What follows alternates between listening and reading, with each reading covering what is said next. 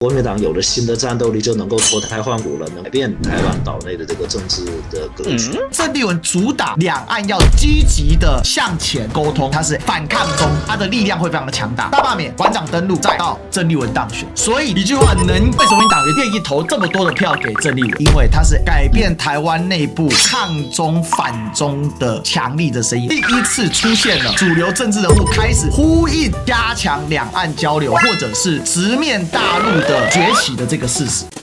Ladies and gentlemen, welcome the host.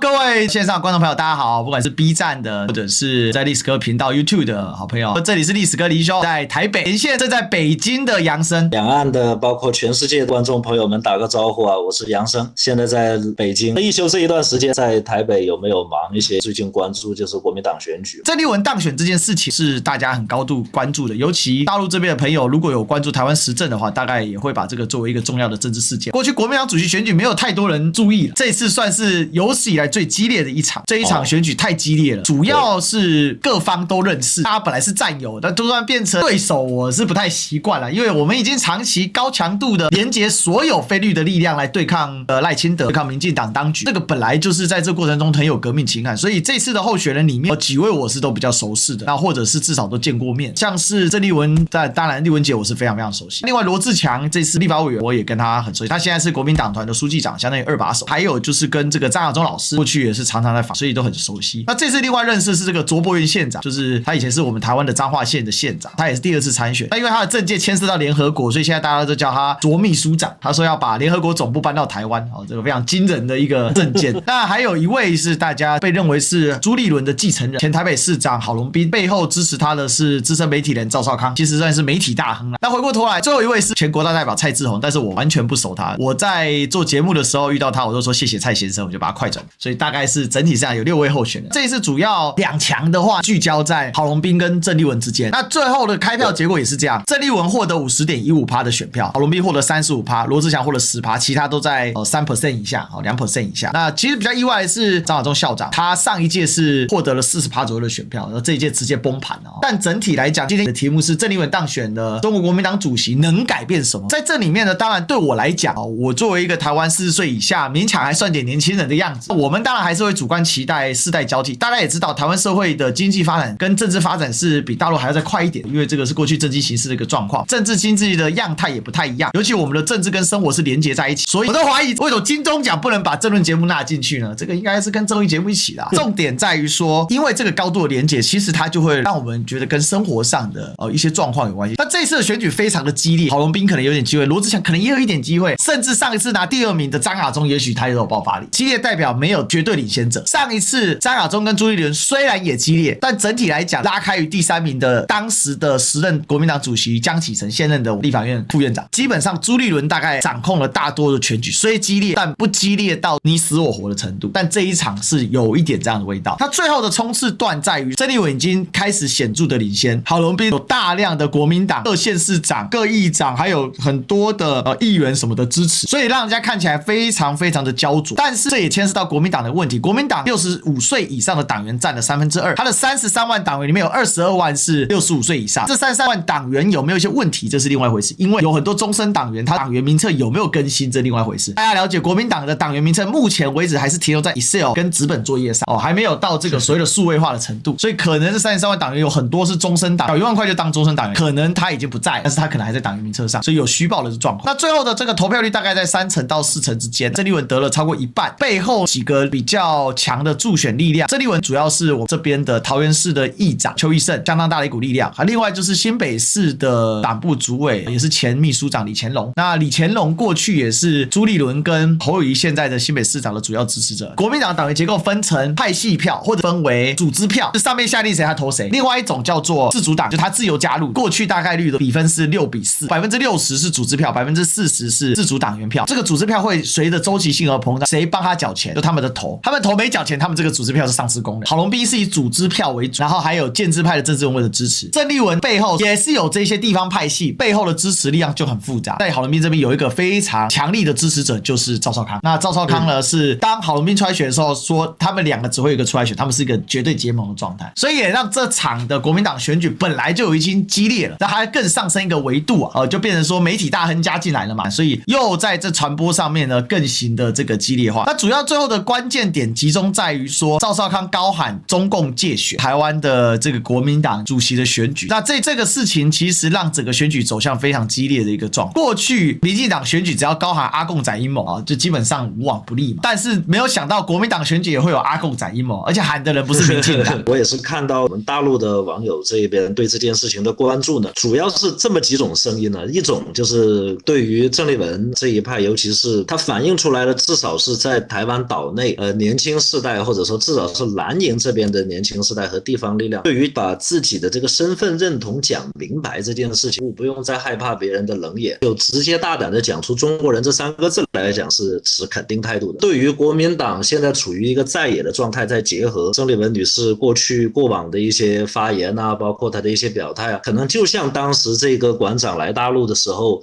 一样，就他第一次过来啊，很多大陆群众对于他还是会有一种不信任感，或者说对整个国民党是存在一种不信任感认为这个只是国民党自己内部的世代的更迭。对于两岸关系，一休你站在台湾看的话，你觉得国民党换了一个新主席，出现世代更替，是不是就意味着国民党有了新的战斗力，就能够脱胎换骨了，能够改变台湾岛内的这个政治的格局？一句话，能也不能，但有它的历史转折的意义。郑丽文的当选，它是一个对于抗中牌的，或者是说反抗中这样的一个表述的一个纵轴线。在2025年连续3个事件，第一个事件大罢免大失败，民进党的主打就是中共介入，我们的立法院现在是人大代表，说国民党团现在是中共派驻在台湾的这个代表，馆长首次登陆，这个事件也非常重要。我认为都是所谓的反抗中。第3个就是郑丽文，为什么？因为郑丽文主打两岸要积极的向前来沟通，尽管他过去的表述不是这样，他是因为这次选举还有他近年来稍微有他的一些调整跟修正，但是不管怎么样，他最终被聚焦的，为什么他完全取代了张亚中的票，很大的原因就是因为他是反抗中3个纵轴线，而且都引起台湾巨大的关注。馆长去大陆的时候那简直是发疯了嘛，他自己的频道就40几万人在看了嘛，在 YouTube 来说是很恐怖的数字啊，而且多数是台湾人。大罢免，馆长登陆，在郑丽文当选，都是有这样的轴线，而你会发现对手的攻击都是中共的势力在背后支持。以国民党内部的选举来看，上一次发生这种逆转，而且是突破既有格局框架，是徐巧芯。徐巧芯是在党员票跟民调上面双胜，所以就是既有结构的党员票你也赢了，整体民调你也胜。郑丽文一样，他是直接在党员票里面被认为是非常固化的。大家知道，一个人意识形态到了30岁之后，大概很难根本性的改变。可是为什么65岁占2/3的国民党员却愿意投这么多的票给郑丽文？所以这里面从国民党自身的脉络来看，它是一个格局的调转，也就是过去自上而下指定接班的这种建制派的力量，这一次被彻底的打垮。因为这个力量从洪秀柱到上一次张亚中跟朱立伦第2次当党主席选举，到这次的郑丽文，它是有个脉络线。你国民党内的建制派从马英九到朱立伦第1次当党主席，朱立伦 1.0 到吴敦义，再到朱立伦 2.0， 再到郝龙斌，它有一条脉络线，所以是建制与非建制之争，而由下而上，这是打破过去国民党的基础，而且它背后又有一个所谓相对面对大陆的这样的声音跟力量，而且这也是他在论述中很重要的哦。即便他当选了，最近两岸问题一直是民进党攻击他的焦点，这个是从2014年太阳花运动以来，到了今年第11年，出现了一个反转。台湾的主流政治的结构里面，第1次出现了不仅是抗中力量的失败，更是主流政治人物开始呼应加强两岸交流，或者是直面大陆的崛起的这个事实。目前台湾已经发生的一些改变，我们要不要强行把它搬回来？从根上来讲，从教育来讲是要变的。但是呢，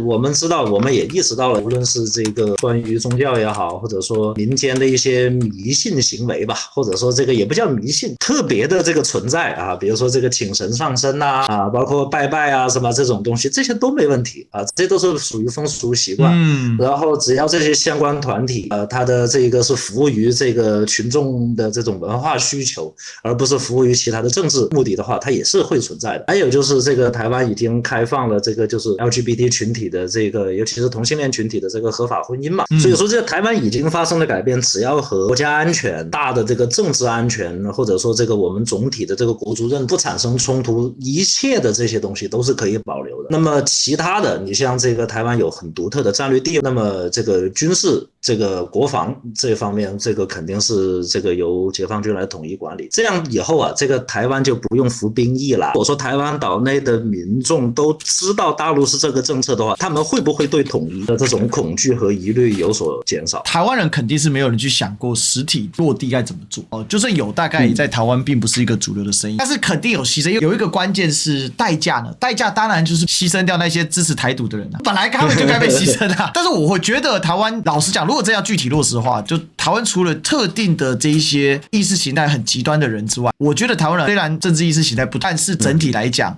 不要去让他们背负到刑责这件事情上，我想这个会是台湾人整体上的一个需求。郑丽文当选中国国民党主席能改变什么？这就是个改变。这种话题以前谁敢讲啊？两岸问题终究是要处理，包含说2027年大陆领导人的接下来会是什么状况，而且多了站出来之后，其实带动了好多人嘛，这是好事啊。在往前推进的过程当中，大陆这边也有比较年轻世代，大家这样站出来欢迎我们，而且我们其实在很多意识形态跟想法上其实有很多的不一样，但是我们在谈的时候总能谈得很愉快，这就是一种你一定要透过这种接触，但是要接触对，我想这个还是很重要的，人跟人的相处会带动人群跟人群的相处。大陆它无论它是哪一种的立场，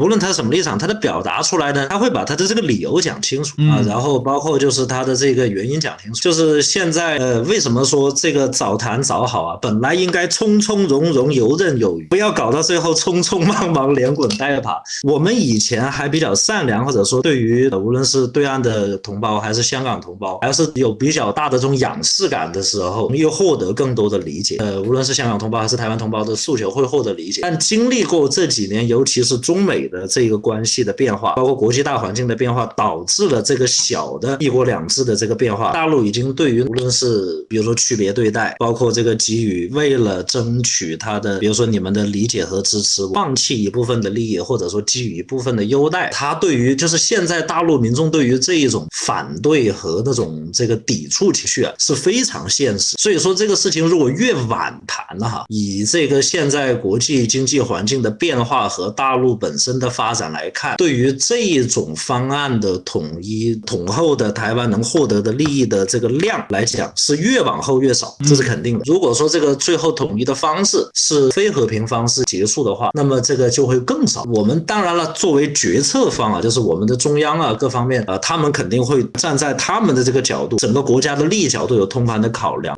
政策的制定啊，但是民间的这个声音呢肯定是不能忽视的，因为它客观上是会形成对于政策的塑造效应的。台湾岛内的民众，尤其像一休这样子愿意来跟我们这个交流，包括有一定的认知水平能听得懂我们的话，所以说我愿意多讲两句，就是现在我们的这个民意基础现在就是确实是从从容容游刃有余是不可能的了，但是我们怎么避免匆匆忙忙连滚带爬，我觉得这个是我们作为台湾的朋友是吧，这个也是一休的朋友，我也希望能够促成的一件事情。我相信岛内的选民也应该是会接受的吧，我相信这个它是有共同点，但是你能感觉出来啊，对于大政方针的这个要抓在手里的话，我们来把关这一点，在我们14亿人这一边，它是一个不能动摇的一个事情。哪怕在香港，我们的中联办原来的角色是相对比较超脱的，那现在也要扮演更直接的一些角色。但是整体来讲，我还是希望说，我们有我们的角度跟角色可以来做，然后慢慢的就是提升彼此的认知。就大陆了解台湾的认知，台湾了解大陆的认知之后，其实很多事情它就会慢慢的朝两边共同的愿望去走。14亿人跟2300万人，这个人口数那么不对等，但是台湾的意见会受到更多的重视。就比例来说，就是我觉得转折点就是在赖清德。你如果不是他的当选，他没有一个叫做否